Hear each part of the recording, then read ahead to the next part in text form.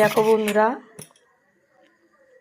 টক দই দিয়ে আর আলু দিয়ে আমি একটা সুন্দর রেসিপি বানাচ্ছি, যেটা দিয়ে তুমি রুটি বলো বা পরোটা বলো দুটোই খেতে পারবে।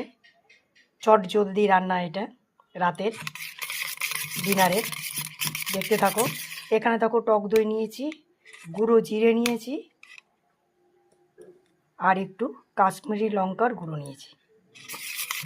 এটা ভালো করে আমি ফাটিয়ে নিয়েছি, ফাটানো হয়ে গেছে। এবার তোমরা দেখতে থাকো। দেখো কড়াইয়ে তেল দিয়ে দিয়েছি, তেলটা আমার গরম হয়ে এসছে। এখানে দেখো রসুন কুচি রেখেছি, এখানে দেখো পেঁয়াজ কেটে রেখেছি, ধনে পাতা আছে ধুয়ে রেখে দিয়েছি। এবার কড়াই গরম হয়ে গেছে, কড়াই তেলও গরম হয়ে গেছে। এবার আমি গোটা জিরে দিয়ে দেবো, তোমরা দেখতে থাকো। দেখো গোটা জিরে দিয়ে দিয়েছি। এবার আমি কাঁচা লঙ্কা কুচিটা দিয়ে দেবো। দেখো কাঁচা লঙ্কা কুচি দিয়ে দিয়েছি। এবার রসুন কুচিটা দিয়ে দেবো।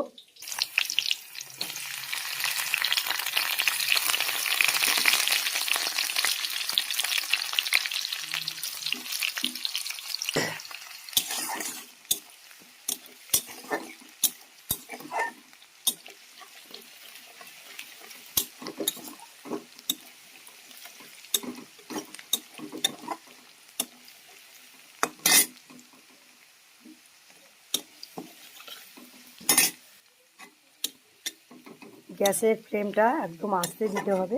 এটা মশলাটা পুড়ে গেলে তখন গন্ধটা ভালো বেরাবে না।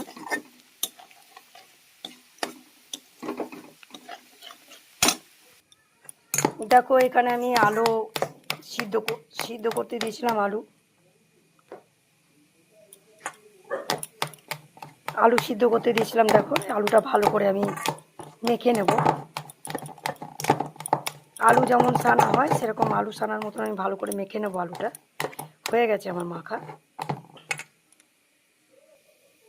আলুটা মেখে নিলাম। দেখো এখানে আমার এটা ভাজা হয়ে গেছে। এবার গ্যাসটা বন্ধ করে দেবো। এবারে আলুর মধ্যে আমি টক দইটা দিয়ে দেবো। এই আলুর মধ্যে এই জিরে রসুন আর লঙ্কা ভাজাটা আমি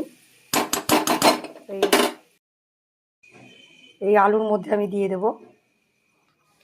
দেখো এবার পেঁয়াজ কাটাটা আমি দিয়ে দেবো। ধনে পাতা কুচি দিয়ে দিলাম। দেখো পরিমাণ মতন লবণ দিয়ে দিলাম। হালকা করে একটু মিষ্টি দিয়ে দিলাম যাতে স্বাদটা ভালো হয়। এবার ভালো করে সবগুলো মেখে নেবো আমি। দেখো ভালো করে সবগুলো আমি মেখে নিলাম। তাই এখানেই আমার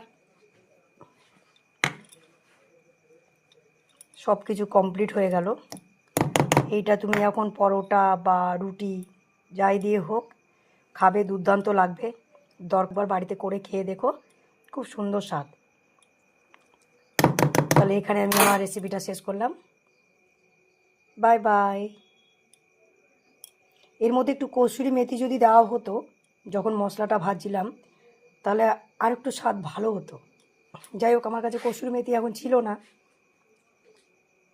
এখানে তাহলে ছাড়লাম বন্ধুরা। Bye bye.